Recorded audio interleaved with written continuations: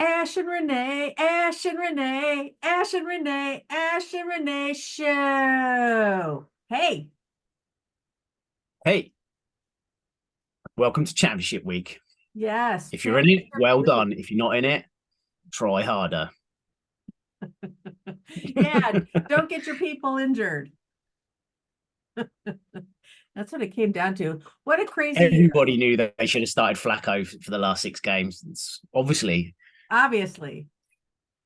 right. obviously, everyone knew we were going to have 60 quarterbacks throughout the whole season. Obviously, I know. And there's even more this weekend. We Stidham, just Garrett found out Hall, that Minnesota's going to start that other guy. So it's not even going to be the other Mullins. dude. And then Yeah, Stidham they've had starts this about week. they've had five. They've had five quarterbacks this year, I think, or Yeah, five so changes at quarterback. and Tyrod. So I think we're going to get three more this week that didn't start before. Madness, All right. So the purpose of madness. today's show is Ash and I are going to look at the rookie draft from 2023 and kind of like the year in review. So like if we were drafting the 2023 rookie class today, what kind of stuff would we be doing rather than what we did? And then also looking at like which picks hit and just to get a better view of draft picks and how they played out for this year. So we decided that the most basic league is probably GA.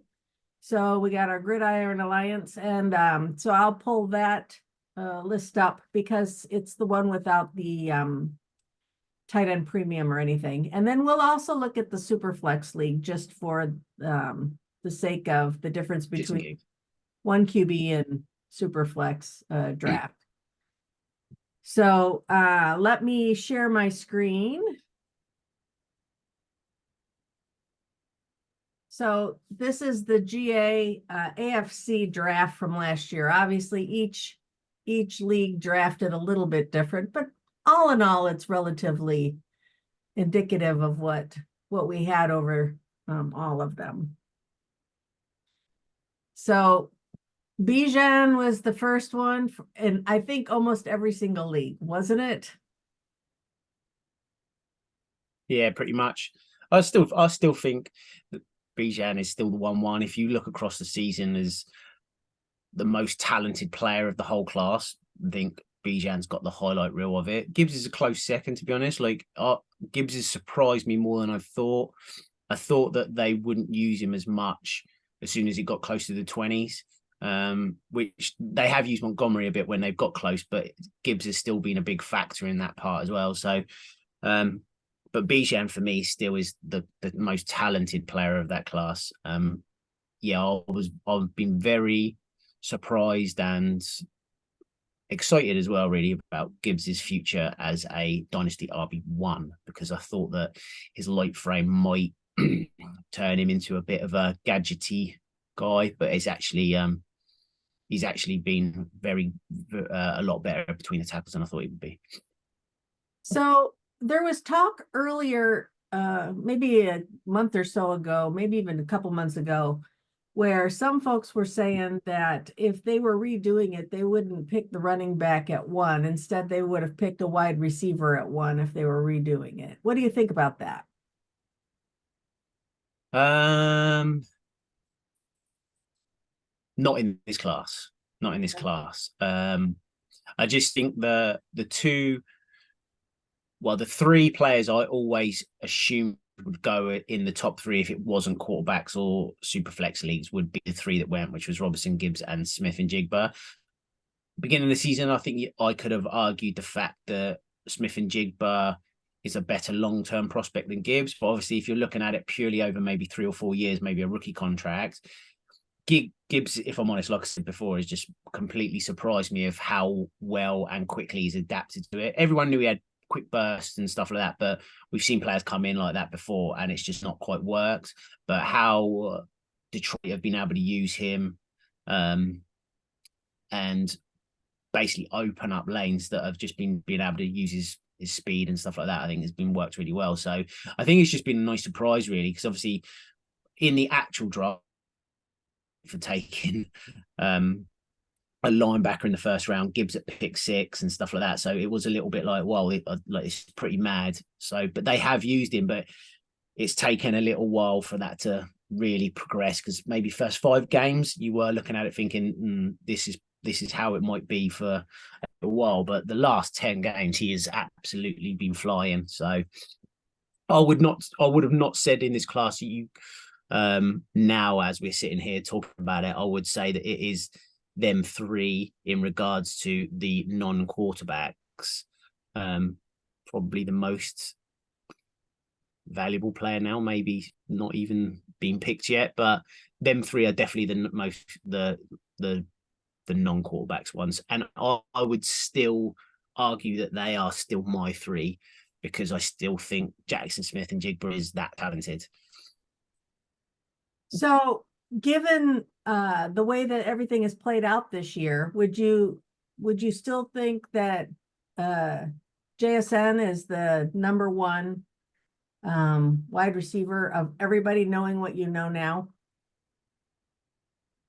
I think for me, I think it is still JSN, but it is a lot closer with a fair few other guys. Obviously, for me, I think at the beginning of the season I had JSN, Addison, Flowers, Johnson, and I'd still have them as them 4 if it was just those 4. But now you can argue that Tangle, Puka, and Jaden Reed are probably all as well as a group of 7, with maybe Quentin Johnson at the bottom of that 7, because of how this year's panned out for him. But as a prospect, the Chargers are useless at using basically most of their players well. So how they've used Quentin Johnson this year, like they've stuck him out wide, used him as a vertical threat, kind of like right on the perimeter, where if you ever watched him at TCU, he wasn't really that kind of player at all. He was far more like yards after the catch, use him in slants. I'd say he's very much like Michael Thomas in regards to when you put when Michael Thomas was at the Saints, if you stuck Michael Thomas and just said you're playing out wide all the time, Michael Thomas would have never have got any of those, half of those seasons that he had, because he was never that player. But they used him as that big slot, and Quentin Johnson is pretty much the same, but the Chargers didn't use him at all like that. So it will be interesting to see who the new coach does. They have the past 2 games. So the past 2 games, Johnson's been much more along out in the middle. Yeah, because Palmer's back. So like Palmer is a bit more versatile than Johnson, whereas Johnson is a little bit like what you see is what you get with him, really. But he could be a PPR. He could be a very good PPR player, depending on who the new coach can be. Because obviously, if you're going to get pretty much the same, then obviously I just don't think it's going to work out. And do I think he's going to return in this case the 1-6? No, I don't.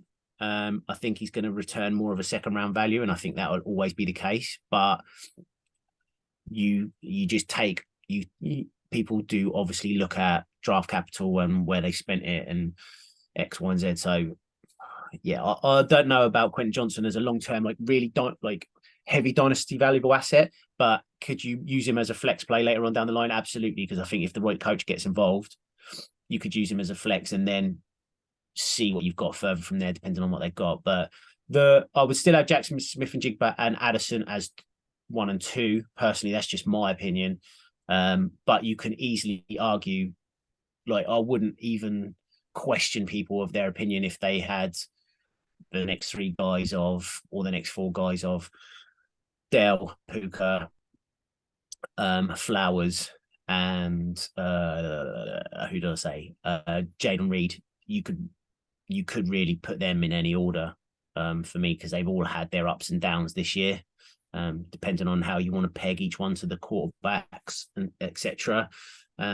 So yeah, it's interesting. But them four guys. I mean, some people might even say they prefer Tank Dell and Puka over Addison and Jackson Smith and Jigba. And on this season's stats, you probably could argue that they're right to say that. I just think that maybe we always find this with rookies and sort of matchup plays where, because there's never been any tape on them, how do you know it's going to be the same next season? So I'd still hold my horses on that. There's still a possibility that these other teams could bring another alpha guy in. But it's not to say that they won't ever be what they've shown this year. I don't think that there's going to be that much of a drop off from what they've performed this year. So you could argue that they are just as valuable as Addison and Jackson Smith and Jibba going forward. Well, and Addison has a Justin Jefferson problem, and JSN has a Metcalf problem. So, whereas I think Puka is probably going to be the primary because Cup isn't going to be able to play a full season again. And I think also with Tank Dell, it's hard to tell. Nico should be the one, but the way that Stroud targets Tank, it's hard to tell who is the one there. I think it's kind of a 1A, 1B situation. So it's going to be interesting to see what happens in Minnesota, if they keep Kirk or if they go in a different direction. We'll have to see how that all plays out. Definitely. But I've been really still impressed with how Addison's dealt with all the quarterback changes and Jefferson being out. So then he's had to play the loads of different roles. But obviously he's an ex-Biletnikoff with us, so he is a capable wide receiver. That's why I always had him ranked at number 2 in my dynasty ranks for the rookie class, because I still think he's a very, very good wide receiver. Whereas Puka and Tank Dell were always projections. And even though they've done amazing this year, they are still projections for me as a complete all-round wide receiver, because I think some of them games, like Tank Dell games, like he's had like 3 catches for like 137 yards and 2 touchdowns. Like that's not really sustainable as a asset each week. Like if you're only catching sort of 3, 4, 5 balls or something, whereas Addison was getting targeted more in over a consistent amount of games, I would say. Puka's the one, if you say like every game you went into, he was getting 10, 11, 12 targets. So you're like, if as long as Stafford's the quarterback, how does that really change? How does it change? It doesn't really change. Whereas I think Dell is very more Deshaun Jackson-esque, where it can fluctuate best ball week to week. Best ball as an asset for best ball, Dell would be awesome to draft next year in 2024. Fair enough. Okay, so looking at the tight end category, let's see here. We had Kincaid went first. Yeah. And then we had Laporta. Yeah. And 14. Mayer. And Musgrave. And then Schoonmaker. What do you think about that? Yeah. Yep. I had, what did I have? I had Kincaid 1,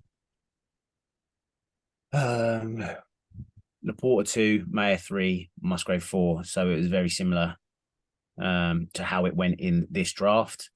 You could easily argue now Laporta could even be the dynasty tight end 1. I think when we first did this, I said I wouldn't be shocked to see in 2024 out of this class, there would be 2 of them 4 tight ends that will end the season in the top 5 dynasty tight ends coming into 2024. And I think you could argue it's right that is the case. I think that there's still what's happening to Kelsey at the moment could be health, could be anything, but age. The offense isn't playing great, but is this now the trajectory for Kelsey that he's going to be going down? Possibly. But he's still a quite big factor of that offense. But would you say he's a dynasty tight end far in the top 5 now? Probably just because he's maybe the other guys aren't, like the ones lower, like a Kittles and Wallers and that, they've all fallen as well. So all these new young guns now have just kicked on. So I would probably say Laporta, Hockerson, Andrews. Maybe you've got a tier of three, and then Kelsey and Kincaid would maybe be the next two. Like, you could argue that that's the case of how they've been used this year, and maybe how they're going to be used going forwards. But Laporta now really is the clear rookie one tight end of this class that had just gone quite handsomely, to be honest. Agreed. So whoever got, I don't think many people, whoever did get him, they got him probably from about 11, 12, especially in the tight end premiums, probably was about a 10, 11, 12 pick. If someone got him then. And then in these leagues, like you said, Laporta here was what, 14? Yeah. So amazing to get him at sort of 14 looking back now. So yes, but what a player he's turned into this year. So how high would he go right now if we were redoing it, you think? Without looking at the teams, I wouldn't know, but obviously I'm guessing it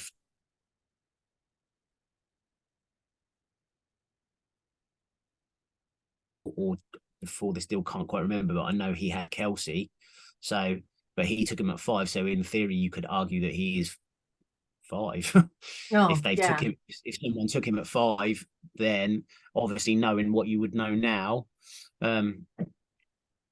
I still think in a tight end premium league, you could argue that could he be 3? Could he be 3? Like, if you're that needy at tight end, could he have been 3 if it was a tight end premium league? Because like you could argue sustainability wise, if he can keep putting these numbers up over an 8-9 year career, like how could he not be in the top 3? Like, because tight ends are so hard to come by, you could even argue maybe he could go 2. Like, could he go 1? I don't know, but like I don't think I would have taken him above Bijan and Gibbs, just because the amount of points that these two can score from a week-to-week basis over their rookie contracts. But you could argue that he could, in a tight end premium, he could score more than Jackson Smith and Jigba. And in, say, a 16-team quarterback league, Superflex obviously is different, but in the 16-team ones, you could argue maybe the conversation would have been at 1-3 in a tight end premium. Is it, looking back, is it Stroud or Laporta? So yeah. Agreed. Yes, it's Okay. it's how he's. I'm not shocked that he's in the top 5, but what I am shocked about is that you could even argue he's number 1, which is just mad to say that after a rookie season. He's now the dynasty tight end 1 to go into 2024 with, which is just madness. Well, I mean, the way that Goff is targeting him, it's really hard to not do that. Yeah. It'll be interesting to see how Mayer plays out, depending on who Raiders get for their QB next year. I reckon it might be Russell Wilson. I doubt it. If they cut him, what's one thing you would do if you were Russell Wilson and you've been cut? You go to the divisional rival of that team. And he's not going to LA and he's not going to Kansas City. It's true. And Ciara might be saying, let's go to Vegas, baby. I can see it. If they cut him, which is what the word is, I would be putting money on Las Vegas as his landing spot. Really? Yeah. Interesting. Well, that would be something, wouldn't it? That would be very funny. Very funny indeed. I think it'd be good for O'Connell too, to be able to develop with Russ around, and then who knows what he could turn into down the road. Mm-hmm. Interesting. All right. And then running backs, we talked about Bijan, we talked about Gibbs. I think the next one was Charbonnet, A-Chain or A-Chan, and Kendry Miller. Boy, we'll see. We still have to wait and see what's going to happen to him. He's just been injured all year. Like, he's just a funny one. I he's so young though, so I think he's only just turned 21. It's like half the way through the season, so he was a really young guy coming out. So, but he was amazing at Georgia Tech, and then did really well at TCU last year, and they got obviously the national title. And then, but this year he's very raw. But I was expecting more from him, I have to say, just because Jamal Williams has just fallen flat after that season he had in Detroit. So, and has Kamara really looked? He looked all right for part of the season, but at the end of the season, he's looked terrible, really. So it'd be interesting to see how he looks going into 2024, if they're still thinking Kendre is going to be one of a committee, which I still think he probably is. He's quite slight, but I still thought that he had the capability to be someone like Kamara, where he could catch 5 or 6 balls a game. And I still think that's a possibility. I think it's just a case of the development. Very much, he is the Quentin Johnson of the running back group, I think. If someone comes in and can work their magic on him, then you might have a complete turnaround. So you could argue that him and Quentin Johnson maybe are buy lows at the moment, because really they're only up really in some regards with them. I mean, if people are still asking for like the 1.5 for him, then obviously you're not buying low on him. But if people are really quite scared of him and they're saying, "Oh, I'll take him for a mid-second in 16 team," I think I'd be doing that, to be honest. With even though the class is good next year, there's still the draft capital and that from these two guys. So yeah, Kendre Miller, he's a funny one, but A-Chain for me would be the third now over Charbonnet. But if I'm honest, he was the third for me anyway. As soon as Charbonnet got drafted to Seattle, for me, it was kind of like I dropped him. So he went, and then but he's turned into like the Marmite of the, if everyone knows what Marmite is, Marmite of the league. Some people absolutely love him, and some people just think he's not worth what people are paying for him. So I still think he's going to be quite a good asset in that Dolphins offense, just because of the speed and how the lanes get opened up so much because of Waddle and Tyreek Hill being there. So for me, he'd still be the RB3, and he would probably be higher. I'd probably take A-Chain over Quentin Johnson and Flowers, and probably Bryce Young now, to be honest. So you still think there's something there? What, with A-Chain? Yeah. Yeah, 100%. Yeah, 100%. I think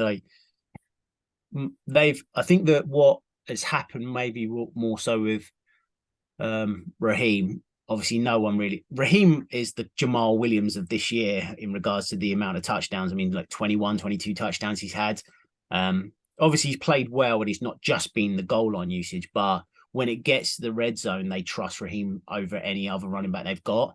And because of the wide receivers that they've got, it's always open lanes up for Raheem. So, but A-Chain has showed that between the 20s, he's just as good as Raheem, if not better, because he's got more speed and more elusive ability, I suppose, in regards to between the 20s. But I think that when you get to the 20s, you want someone that you can trust not to fumble or make a mistake or run the wrong route. And I think with Mike McDaniel's coming from San Francisco, Raheem coming from San Francisco, they've worked together before. I think he just trusts him more between the 20s. So I think it wouldn't have shocked me if Raheem got injured and A-Chain was used at that point, and the trust got built earlier part of the season. We'd still be seeing A-Chain used like in the red zone, but because Raheem's been injury free most of the year, he might have picked up a few knocks, but he's been pretty much back in the game most of the year. That he's turned a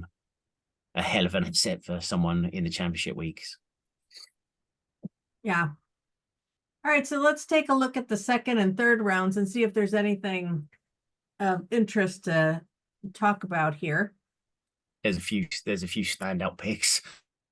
Yeah, it was a good year, huh? Mitch's pick for 313. Yeah. 313 with Absolute, Puka. Yeah. It'll be a absolute while before we gold beat that dust. one. There's one. This is when Kyle says that everyone in the 30 can draft and turns into gold. Mitch did just that at 313 this year. So, I mean, he turned Puka. Might have been 32. that did he have Puka in both leagues? I don't know. He must have done because he I traded Puka to you, I thought. Or yeah, was he this did. league that he traded him to? This is the league that he Oh, traded, okay. It was this league. and yeah, and I got him and Kyron for 3 firsts.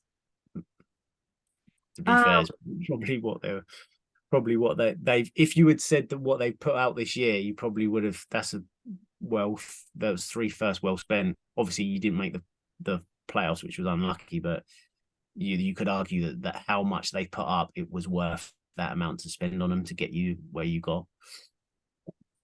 yes. Let's see if there's anything else here. So Chase Brown is still he's starting to do a little bit more, but we'll have to see what they're going to decide to do come next year. Yeah. Let's see here. Hendon Hooker is now is starting to do a little bit of practicing, but who knows? I don't think he'll be anything personally. I think out of the round 3 from 301 down, Cedric Tillman, Tucker Craft, if you've got Musgrave is a great handcuff, or sort of maybe a mixture of the two going forward. Craft has done really well stepping up into that Musgrave spot since Musgrave's gone down. So wouldn't shock me to see them two more as a tandem going forward. But other than Puka, really, not any of them guys really stand out to me to say that they've got super long-term value. But if you're talking about just as good flyer, Davion Wicks at 3.8, Tillman at 3.2. I think Rodriguez. Possibly, but I personally think that I think Washington personally, that I think Rodriguez is only in because they lost Robinson and they had Gibbs. I don't think they trust Gibson that much anyway. I think they trust him enough to be able to use him in spurts, but not enough to be the bell cow. So Agreed. I think they just use Rodriguez because he's the next guy up in some regards. Because running back's such a weird position in fantasy where you just think like there's some guys where you couldn't even look at it over the course of. I know Kyle mentions it a lot, but if you go round at the beginning of the season, just pick up all the cheapest backups you can. Wouldn't shock me if one or two of them turn into relatively good starters middle towards the end of the year. Like you've had Keaton Mitchell do it, Ford's been doing it, Kyron Mitchell's been doing it. Kyron Williams has been doing it. There's been a fair few, so it wouldn't shock me to see Singletary, another one. Chuba Hubbard, another one. They weren't the starters going into this year, and they've turned into the starters as such. Not saying they're going to be starters next year, but it's happened. So yeah, it's a funny one running back. All right, well, let's take a look at Superflex. And especially around the quarterback conversation. So in this Superflex, we had on the AFC side, we had Adrian up higher. So Stroud went ahead of Young, which was a little bit different than other places. But boy, that was the right pick now that we look back in hindsight. Yeah, 100%. So his homerism helped him. Yeah, for sure. Yeah. Going back to Young, I still think that Young's going to be okay. Like, I don't think it's a wasted pick, especially if you're playing two quarterbacks and you need rotational guys, etc. So they're going to give him the full reign of his rookie contract, and now Frank Reich's out, and they can get someone. I mean, if they get Ben Johnson, that could be a game changer for them, because what he's done in Detroit with that offense has just been nothing short of miraculous. So that would be a big loss for Detroit and a big gain for Carolina if they throw a load of money at him. So if Ben Johnson he does go to Carolina, then that would be really fun to see what he can do with Bryce Young. And because I don't think Bryce Young's any worse than Goff. I don't think he's any worse than Goff. Like, if you look at the team and problems Goff had in parts of his career, you could even argue that the rookie season Goff had and the rookie season Young had relatively comparable. And then all of a sudden, McVay came in. Hello, like, because Goff was there with Fisher, I think it was, wasn't he, in his first year? So, and that Jeff Fisher Rams team was fucking god awful. So then all of a sudden McVay came in, who was the shining star, and then he turned Goff into, they were putting up 50 burgers against like Kansas City and Buffalo and stuff. So I think that someone could do very similar with Bryce. I think he's got very similar attributes to Goff. He's not the most mobile. He's better in the pocket, not as blitz much, things like that. Good on short to intermediate routes. Not as much on the deep ball. Very similar, I think, in regards to what they could produce further on down the line. I think that if you can say that Bryce Young turns into Jared Goff in regards to your dynasty asset, I don't think that that's really a wasted pick. I think that obviously everyone wants it to be like the new Josh Allen and the new Lamar Jackson. I just don't think that was ever going to happen because he's not got them attributes. But if you say that he turns into Jared Goff down the line, like Jared Goff's got people to titles before, so you could do it again. So now that I'm cleared my glasses off and my progressives are looking correctly, I got it wrong. So we have on here Young, Richardson, Stroud.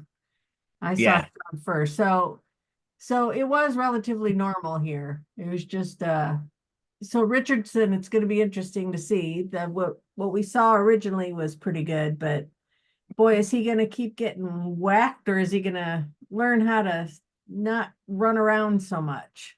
I think that was always one concern when you draft them sort of quarterbacks is how much they're going to get hit.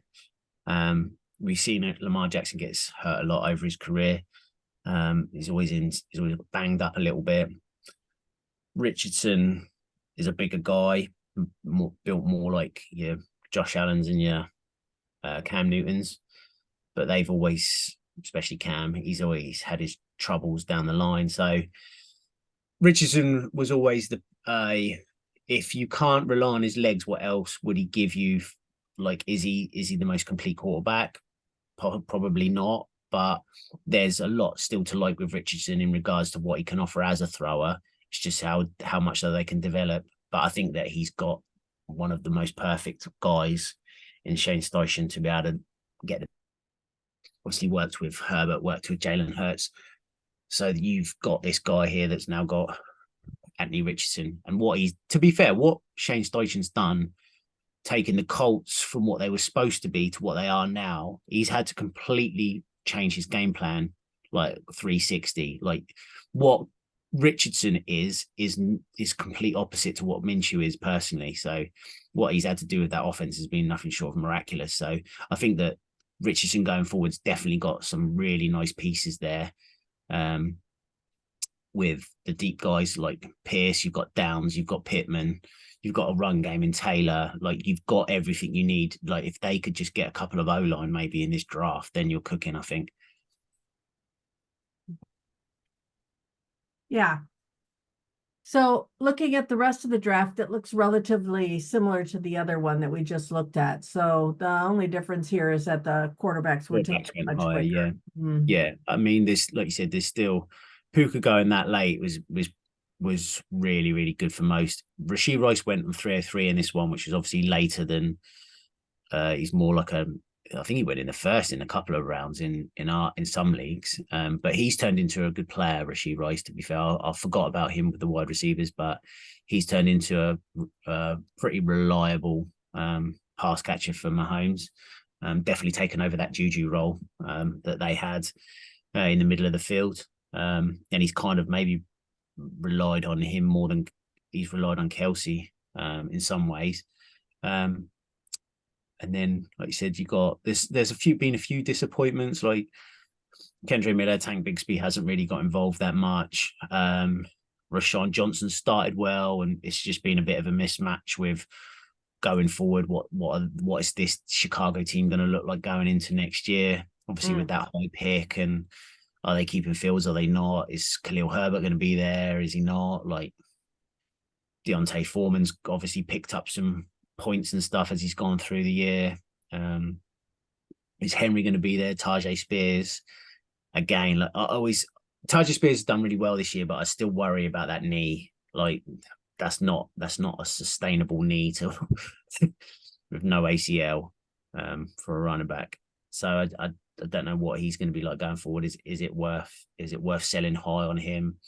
or is it worth waiting to see what the Tennessee Titans do at running back before you sell him? But then if they go out and get someone big.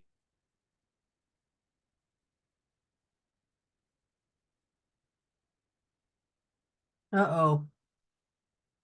Ash is stuck. Am I back? You are. Yeah. Did you get any of that or not?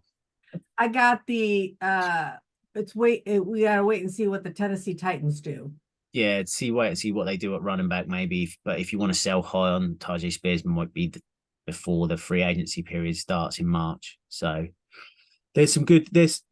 I don't think really, other than the guys we saw at quarterback, there's no one else at quarterback that I would say going forward is worth much. I mean, O'Connell's done okay, but you could probably argue he's the fourth, maybe now. Aidan O'Connell. So Well, and now that we have this new quarterback class coming in, any chances for these later folks to develop is probably slim to none, as yeah, we're going to have a whole bunch of new ones coming in. Mhm. And like I was saying in Discord, what it'd be interesting to see how many start week 1 out of this gang. I would say out of week 1, 4. Mm. So I would say Young, Richardson, Stroud, and Levis will start. Personally, I think they'll go with because he's, even though Tennessee are in a bit of a mixed bag, what they are, they're not going to be high enough to be able to take someone that they're going to trust over what this is done. And I think that with that fan base, if you see how they've played in those games, they've actually really got behind Levis as a quarterback. So I think that I think the fan base will be okay with them starting Levis into next year and giving him the reins. But they obviously, that offense is going to have to completely change around what Levis does best. Because if you don't adapt your offense around what the quarterback does, then what are you doing as a coach? Really, what are you doing? But Vrabel was quite stubborn, so it wouldn't even shock me. But if I'm honest, I don't even know if Vrabel will going to be there. Do you think Vrabel will be there? I think it's a bad idea if he is. I mean, know. they've really gone downhill, and it's not just Tannehill. No, it's not just Tannehill. It's that whole team. Like even the defense this year. Like I really thought that defense would kick on. Like Justin Simmons was one of my dark horses as defensive player of the year. It's just not really worked. Like he went on IR about 3 weeks ago, and that defense has been all right, but it's not been what I expected them to kick on with, because their D was all right last year, but this year it's not really kicked on. So yeah, I wouldn't shock me if Vrabel's out. But then if Vrabel's out, then all of a sudden the leash is a lot shorter for Levis, because the guy going in, Levis isn't his guy. So then all of a sudden, how long have you got with Levis if you're an owner of Levis or believe in Levis? But he's always been a complete question mark, Levis, but it's worth a dart throw personally still in going into 2024. So we talked about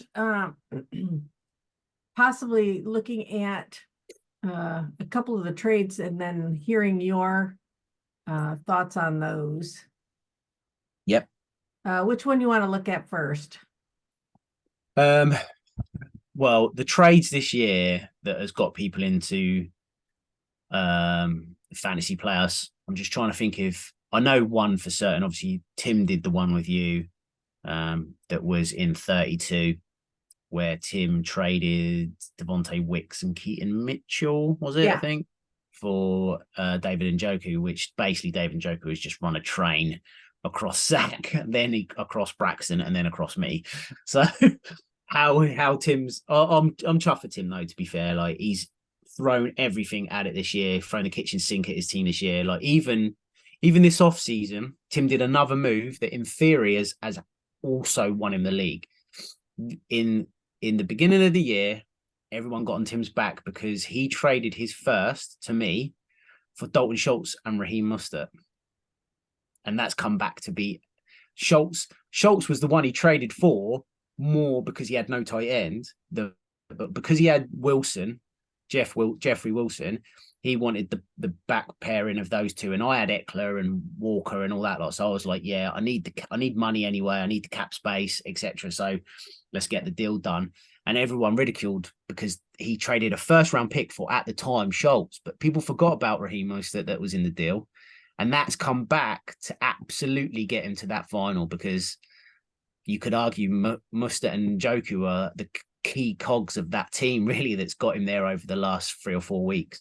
So fair play to Tim. I think hats off to him, and well, I love Roy as well, but fingers crossed, if I'm honest, because Tim's had a bit of a bad year. So fingers crossed for Tim if he can get that one over the line. But it's going to be tough because Roy's team's fucking good. It's fucking good. It would take anyone to the cleaners most weeks. So yeah, it'd be an interesting final, that. But that, you could argue that them two trades, one at the beginning of the year, one at the end of the year, is pretty much put Tim in that championship week. But he's thrown everything at it. Like, he's got no picks next year. He's got no picks the year after. So, but that's what you got to do in these leagues, I think, if you want to win. Well, and I think Roy is suffering from having too many good players to know who to start. Yeah, that's a killer, that is. It's a lovely problem to have that could get you in trouble. And so he's got such a good team. And your mental health will deteriorate for that as well, because that is just the worst. You just go into the week going, I don't know who to play. Whereas if you've just got, like, I remember the first season I got into Zach's leagues, and there was a trade deadline and everything, but before the now we obviously don't have one, but when we did, like, I think I had like Mark Ingram that year, I think. And I had like really, really random players, but I literally had 7 players. That was pretty much it, and started the same ones every week. None of them got injured. That was the year Alan Robinson did really well for the Jags. I had Doug Baldwin, who was like the man with Russell Wilson that year and stuff like that. And it was like the most peaceful and tranquil fantasy season I've ever had. Ever since then, it's just gone downhill for mental aspects of it. But if you just got like 6 or 7 guys that you just know you're going to play, it can be a lot easier to see the season out and not come out of it looking about 10 years older after the season's finished. Mm-hmm. True that. Let's see, what other trade we want to discuss? Well, Ryan's been absolutely hammering the trades in GA the last 4 or 5 weeks. Mm-hmm. So that's off to Ryan for going all out in that aspect. He started this, it was, what was it, Kyron Williams for Walker. Kenneth Walker. Mm-hmm. So obviously Walker was injured at that point, but then he came back that following week, then he got like 26 against the Eagles or something. So, but Williams is just, I think you kind of know what you've got until the end of the season. After that, maybe you don't know what you've got, but he's still have that peace of mind of he's going to get 20, 22, 25 touches. Like, that's a hell of a lot now going into championship week. So you can kind of trust that. But then obviously since then he's didn't he trade with Joe this week? He got Tyreek Hill, yeah. So obviously now Tyreek's healthy. There was question marks the last 2 weeks about, but I think that this might be the week he blows up. So I think that might be the one. The only one that matters. Yeah. So I think I think that he kind of had to do it, because I think when you get into championship week and it's just this one-off game, like, you just kind of need to, even though, like, do you project Tyreek Hill as a 33-year-old wide receiver in 2025? Is he a sustainable asset that you've just paid Jalen Waddle and someone else for? Maybe not, but if he gets you a championship and you get $800 in your back pocket and you can brag about it like Jason Kay can and Zach can and a few others can. So it is kind of worth it, because after a while, like, pretty rosters are great, but after a while you start resenting pretty rosters and you actually want titles. So, and if you look at some of the teams, like some of the teams that people are starting, like Browning and Flacco and Thielens and Mosterts and Njoku's, and like people that really people didn't want them that much really at the beginning of the season, and now all of a sudden, like, hats off to the guys that threw them in and fucking rid it really with them. So some interesting matchups this weekend, but that trade I think that Ryan did with you really set him on the path throughout the playoffs, because that would have been a tough match. I think, I can't remember who he played the first week of the playoffs, where I think it was Joe. Was it Joe? Was it? I think so. And I think that game might have just because they were really close. I swear they were really close. Because I know Ryan absolutely hammered. I think he hammered Zach that week. But I think the first week it was really close, and there was one play in it, and obviously that trade with Kyron Williams, I think it might have got him 15 points or so. But if you didn't have Walker because he wasn't fit, because I'm pretty sure it was that week he wasn't fit, then all of a sudden like you've won it because of that trade. So there's been a fair few of those, but obviously the ones obviously my side and your side that I can remember, there's been a few of them, but the one that I really remember standing out is was the two trades that Tim did to get his team to 32 final. Well, and then I think the absolute pop the popcorn and bring it out with butter and extra salt was Superflex too, man. Those trades were crazy. Yeah. There was a flurry of trades and they were all outstanding trades. I mean, Yeah. big names going back and forth, and Yeah. I threw everything in the kitchen sink and the house Yeah. and my cat in on it and came out with nothing. Yeah, to be fair, same with me. Same with me. Like I started the season. I think we did the talk, didn't we? Where me and you were pretty like smug. Shall we say? Should we say smug? I'll say smug. We were pretty smug. Like, yeah, we drafted really well, and we did that podcast. And Aaron Rodgers went out after 4 seconds. So I was like, for fuck's sake. And then I went 1-4 first 4 weeks, and I was smooching around trying to get quarterbacks off someone. And then I managed to get Dak off of Jason Kay, traded my first round pick, and all sorts went flying everywhere. And then since then, it's been a mad. I think I must have, fucking hell, I reckon I've only got about 3 players from that original draft team. But none of the quarterbacks are the same. Yeah. I drafted Aaron Rodgers and Trevor Lawrence, and now I've got Lamar Jackson and Dak Prescott. I'm just trying to think. No, I don't think any of my running backs are still my running backs. I think I drafted Pacheco. Oh no, Etienne. I've got Etienne left over from that original one because Pacheco I sold, Swift I sold. I've got A-Chain now. Fucking God knows else. I think the only ones really have stayed very similar is my wide receivers. I think 3 of my wide receivers are the same, which I drafted Pittman, Addison, Puka, I think. Mm-hmm. And they've stayed the same most of the year. Kelsey I've had all year. But then my bench, Zach told me to insert Laporta, and I didn't do it. I don't think it would have got me over the line, because the week he wanted me to do it was the week I think I played Tyler. Is it Jason Kay's brother? And I beat Jason Kay's brother anyway. But then it got to the next round, and I think I got hammered by Earl in the end. I think his team went off. Like, he's got like Mike Evans and fucking Debo Samuel or something, and they just went off. I think it was the week that Purdy got 40 points and fucking God knows else. But I think that was the week Laporte could have got 34 and ended up Kelsey only got 10, but I still wouldn't have won. But yeah, that team is literally complete. But there was loads of, like you said, there's loads of trades in Superflex where just like every week it was like Tyreek Hill gets traded, Chase gets traded, Jefferson got traded. All the quarterbacks were getting moved because there were so many injuries. Burrow. If you haven't traded Burrow this year, I don't know what you've done, because Burrow's been moved about 50 times, I reckon. Because it's like, as soon as one team was out, they were like, "Oh, I'm going to just trade Burrow. I'm just trading Burrow." And if you're still in it and you've got Burrow, you're like, "I've got to trade Burrow." Andrews must have been traded 50 times this year, because obviously people with Andrews were championship teams, and as soon as you lose that sort of player, you kind of got to move on from them. Chase has probably been traded the last few weeks if they were in the championship games, and yeah, there's been a few Herberts, probably a few. I lost Herbert I think we was playing JV as my team's just completely just dying. Yeah, it killed me. I had to trade for Kyler Murray, and then he shit the bed.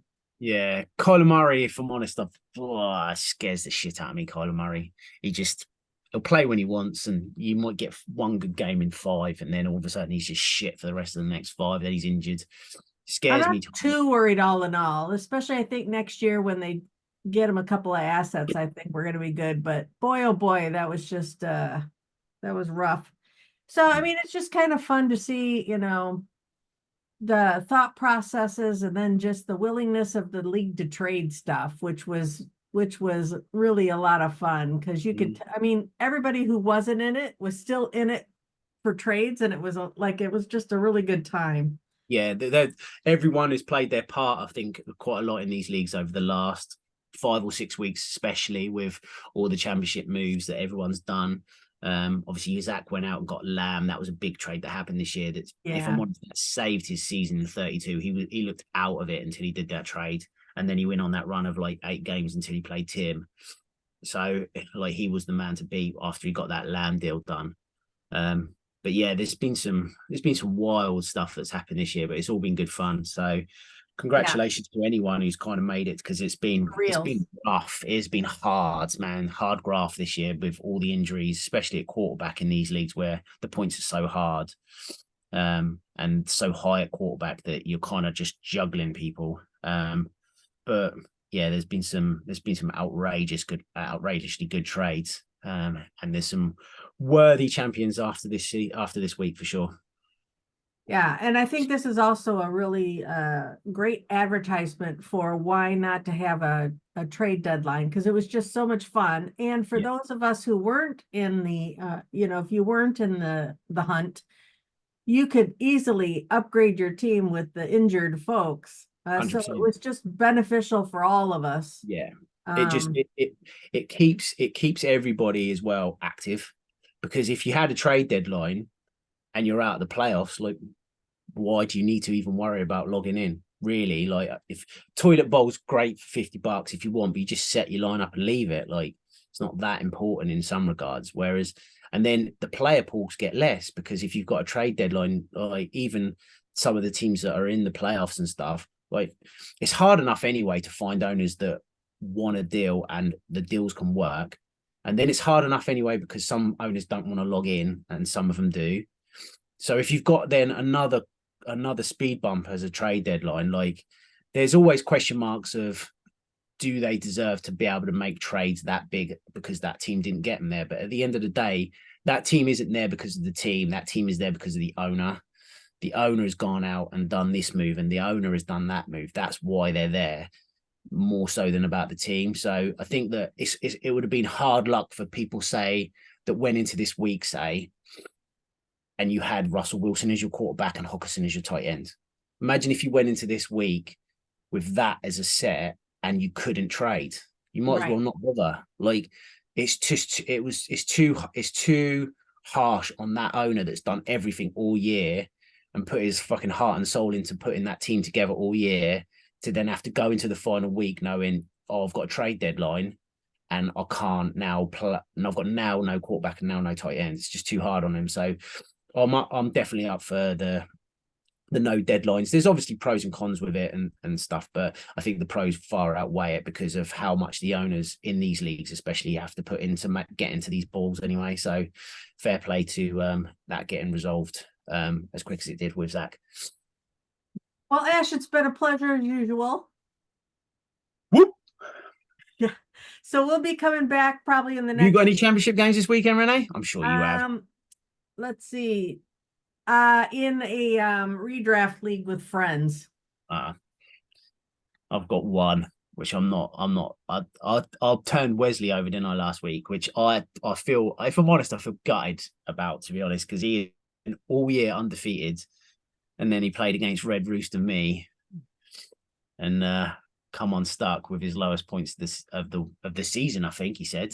So, and he was really, but his team in NFL, there's 3 or 4 players that we're very similar in 32, and my 32 team shit the bed last week against him with fucking 4 interception Purdy, and no touchdowns from Kelsey, no touchdowns from AJ Brown, no touchdowns from Waddle waddled off injured.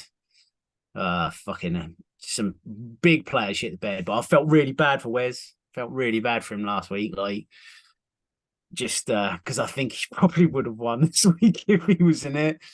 So I do feel for him. But there's a few teams like that there was some big favourites that went down over the last few weeks, really, because everyone was Jason Kay's team in GA, Braxton's team in 32. There were some big guns that didn't make it.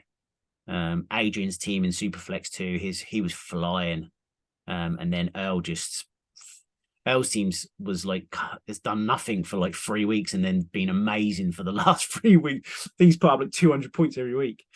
So like, yeah, it's been crazy. But I get to play against Todd, who's I went through some of the history of some of the owners actually. Because obviously now you're doing the pods, it's good to know like who some of these guys are and what they've done and stuff like that. And I know that the only owner to win all 3 original leagues, which was GA, 32, and NF, is Tom. And Joe's the highest, got the most wins with 4. And there's 3 other owners with 3. And then there's a fair few of them with 2. And I think Todd's one has got 2. There's another guy who's in the final this week, and he's on 2. I think Nick's got 2. Has Nick got? Is he in 2 bowls, or he's got 2 actual championships? 2 championships, and he's 2 in 2 bowls this week. Is he in J? I don't know, because the thing is, I haven't been able to cross reference it with JB because I wasn't in JB. So if he's won JB, then obviously I haven't been able to see if he's won that one. But there's a couple of guys that are. I think Tim might be on for his second if he wins this. In 32, Ryan, this is his first one. I think he said. Earl, this is his first one. Dave's his first one. So there's some new first ones. Roy's in 2. Is he in 2? I think he said. So I think Todd goes for 3 wins this week. I think I can go for 4. But there's some really good ones. There is some really good Super Bowls, but it's going to be into Lady Luck this week, I think. Well, I hope y'all lose. We do not want another repeat. Every one of you. The Hamlin thing again. Like that was already missing as fuck last year. Oh my God. The amount of like question marks over league titles and stuff. So anybody who wins a title this year, you deserve it, because what a year we had. Yeah, what a year we've had. But I'm looking forward to off season. Always fun because people just, because of what's going on at the moment and Christmas time and everything, people kind of lose track of it a bit if they're not in it. And then obviously we take January off. Some of us, well, the commissioner does, but some of us still tinker with the teams, etc. Look who we're going to look to get rid of and stuff. And then as soon as the rollover happens, people lose their shit because they forget, fuck, I've got holdouts and this, that, and the other. Look at the fucking salaries all my players have got. And then everyone starts it goes trade mad for a little bit until we realize what's going on. But it's a fun off season when the RFA and FA periods come, because there's some now I think Superflex 2 and JB's obviously a couple of years ahead of it, but you won't have as many RFAs and stuff going into these. But NFL 32 and GA is just going to be carnage with the amount of 1-year contracts that's coming up and the holdouts that are going to come in, because some of them rookies, like you said, Tank Dell, Puka, Kyron, and players like that, like no one expected them. Holdout-orama. Whoa. Big time salary increases coming up for some of these boys. So some people with some big decisions to make, like Zach's got some big decisions to make in 32 with Pat Mahomes. And there's a few other guys with like 1-year contracts, and I think Tyreek Hill is one to keep an eye on in a few leagues because he's on 1 year. There's a couple of others. I think Andrews might be on 1 year in a few leagues. So there's a few where you can, if you've got a bit of cap and you've got a bit of draft capital, you might be getting one of these super studs, because I don't think some of these owners with championship teams can afford to keep them anymore. So keep an eye out for who's on holdouts and what you need to do to acquire these players. All right, so we'll be meeting back up soon, and we'll talk about all that stuff as well as the upcoming rookie class. Whoop, whoop. All right, so have yourselves a great weekend. Good luck, everybody, and we'll see you later. Peace.